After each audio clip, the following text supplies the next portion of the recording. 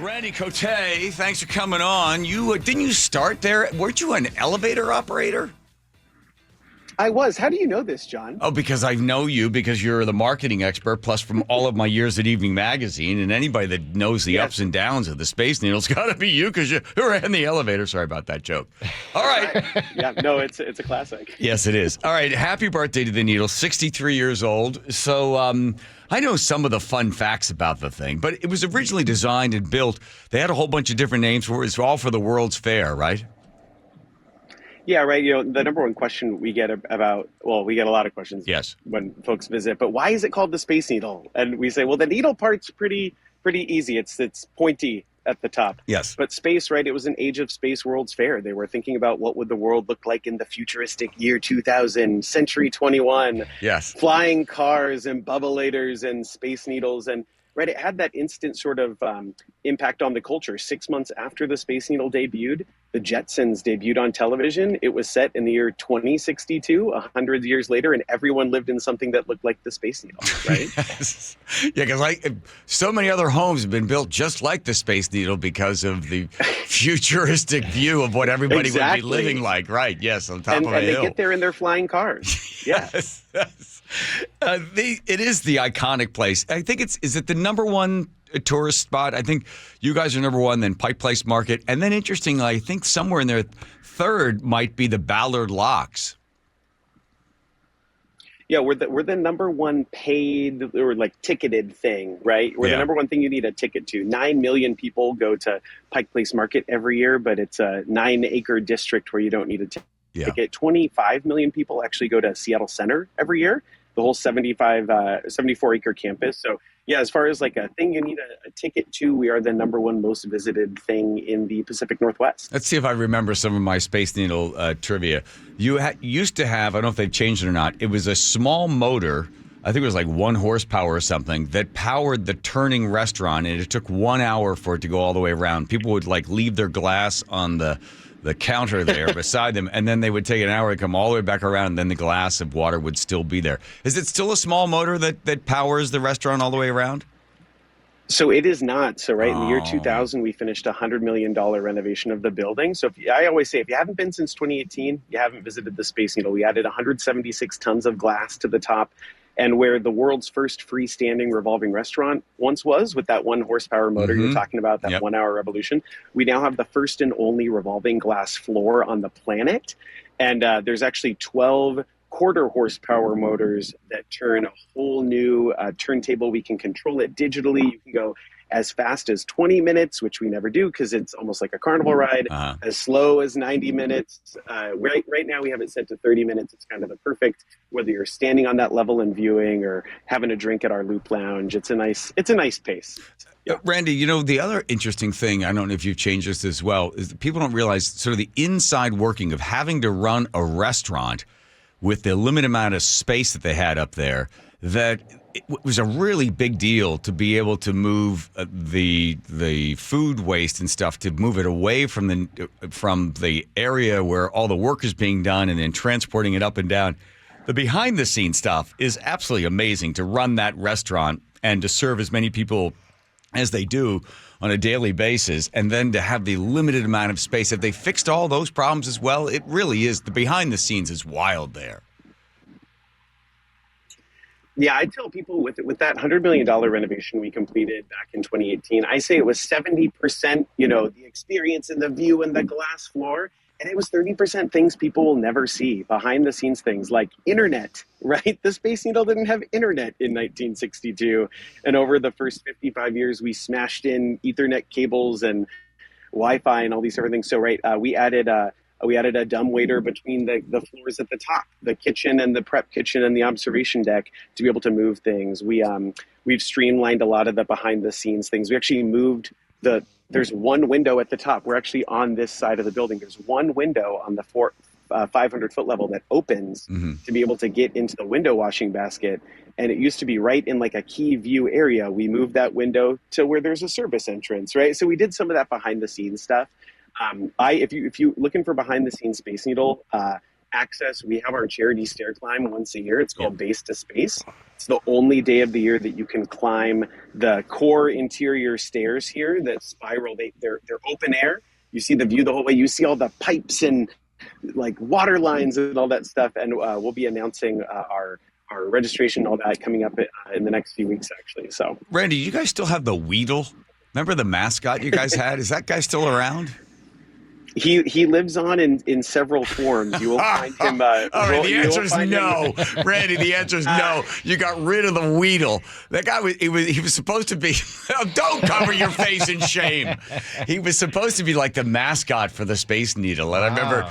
So in the Weedle went away in like the 90s. Actually, they replaced him with this mascot called Sneedle, that looks like he's like a physical Space Needle mascot. He had an elevator up his sort of middle. It's kind of bizarre. It's funny. I've been to towers all over the world. A lot of the Japanese towers have a mascot. We don't currently have one, but that Weedle on the Needle. We work with the author Stephen Cosgrove, who wrote the book back in the 70s, and we have the book is in our store. We have Weedle plushies. My toddler every toddler I know has the Weedle on the Needle. I can recite the last page by heart, for crying out loud. So it's alive and well. Okay, it's living on in the imagination of the kids that have the book. There's been a number of times. Think of the children, John. I am ready. The kids. It's all for the kids. There's been a number of times. There's some not controversies, but remember the base jump that happened? Was that 97 or something like that? Remember that year? 96. Was it 96? Yeah, it was in 1996. Yes. Yeah, I can't remember how many of them snuck in there, got up there, and then jumped off. The one girl, she was base jumping, so you jump off, you throw the chute, and the chute should open immediately. It didn't. She came down, and they get at 65 miles an hour. She hurt her ankle, which was amazing, but that was a big deal. And then every couple of years, it seems like you guys paint the top of the thing. That's another thing. Some people get, why are you painting it orange? Right? Every once in a while, are they still painting it? Yeah, so the top of the Space Needle is astronaut white today. It has been since the building was landmarked in 1997.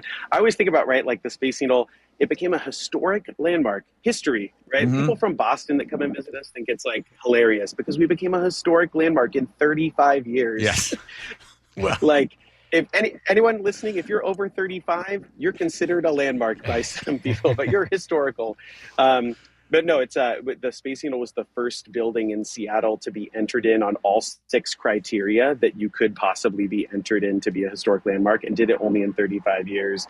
That white roof was the landmarked color in 1997. So we always have to return it back to that, but we do some special things. Back for our 60th anniversary 3 years ago, we painted it that galaxy gold, sort of retro orange color that is very divisive. People either really love it, they want to leave it forever, or they're like, I hate it, get rid of it. I like it. We've done all kinds of special things. For the All-Star game a couple years ago, for MLB, we had some cool stuff on the roof for that. So always something interesting happening here. It is really the sort of the center of when Seattle was really quirky, right? The quirky years of Seattle, right? Was it was it over on Wall? It had all the old jelly and cake molds. Remember that on that old restaurant over there in the corner near Wall? And there were just more sort of quirky sort of things about Seattle. But the Space Needle's always been this kind of like iconic, futuristic, imaginary world where someday we'll all, live in gigantic Space Needles and stuff. And it is the thing that people most know about it. In Auckland, New Zealand, they let you jump off. They have a space tower there. They've got the Auckland Tower. I think it's about 100 feet higher than you guys. And we're not competing. Don't height shame, John. I'm not height shaming. It's just they were obviously trying to copy. Okay. And they let people bungee jump off that thing. Yeah, it's, when you see, generally speaking, any tower, we were the world's first building with a waistline, we like to say. That sort of swooping in, shape with a UFO or a ball on top. If you look at when we were built 63 years ago today, open to the public, right? All the towers, you mentioned the CN Tower, the Auckland Tower, the Skylon Tower, the Seoul Tower, anything that looks like that opened after the Space Needle. Many, if imitation is the most sincere form of flattery, the Space Needle is eternally flattered from an architectural perspective. So we're just proud that it all started here in Seattle, and we're still standing tall 63 years later. We're speaking with Randy Coté, the Chief Marketing Officer. So you started there as an elevator operator. So how old were you when you got hired? This is the part where I could joke that, they hired children. No, it was a summer job when I was home from college. I was an elevator operator. It was an amazing experience, and I actually went back to school and changed my major to do more, marketing, communications, tourism, just open up my world sort of to, wow, there's people out there run Space Needles and sports teams and tourism bureaus. And when you're a kid, there's only 5 jobs, yes. right? You can be an astronaut, a doctor, a firefighter. And so I think after that summer, you get to experience it. I always joke in the stressful days of working in any business, I always say we sell smiles, right? We're here to entertain and delight people visiting from all over the country and all over the world, show off our beautiful city and share this slice of American history and international icon every day, and that's what we love doing. What are you guys doing for the big birthday? What's the plan? 63 is kind of a low-key birthday. Oh, okay. Thanks. Mine's coming up. Mine's coming up in a couple of months, Randy. So I wonder how to handle it. So it's sort of a low-key. You're not doing anything for 65 is going to be a big one, or 70. But 63, we'll let it go, right? Nothing for the needle at 63. The thing we talk about, the most, I'd say for the people that visit every day, that's the most important day. They visit the Space Needle. But because of you, John, we're going to go, I'm going to send a free dessert to everyone dining at the Loop Lounge tonight. The first seating's happening right now, 3:00. So we'll send a lunar orbiter, our signature dessert, which has been on the menu for all 63 years. We will send it to the table on the house tonight for the 63rd birthday, so they can blow out the candles with us. How's that sound? Lovely. There we go. Hey, pressure him in there on that one. Yeah. So do you have any stories? Did Elvis go up there? Was he there? I know when they were shooting that movie, did he actually go to the Needle? Who's the biggest celebrity you've had up there other than Jim Dever? Oh gosh. I mean, over the years, right, I'm trying to think recent times, and historic times, 1963. I mean, the World's Fair is when, there were, Elvis visited, the dignitaries for the World's Fair came. We've had the history books when it comes to, Seattle and visitation. And John F. Kennedy was supposed to visit the Space Needle for the closing of the World's Fair, October 21st, 1962. Mm-hmm. He missed the closing ceremonies of the World's Fair because he had a cold. And so they said the press office said he stayed home in Washington. And history later revealed that he was dealing with the Cuban Missile Crisis in October of 1962. Wow. So there you go. The only pictures of JFK and the Space Needle, there's a picture of his motorcade passing the construction site of the building before the World's Fair had started. Yeah. But yeah, what I think of, interesting lore and stories of the World's Fair, I think that's probably one of my favorites. The other one, the close relationship between King Fives, Almost Live, and the Space Needle was on that fateful day, right? Randy, you know the story. So it was. I will say. Yes, go ahead.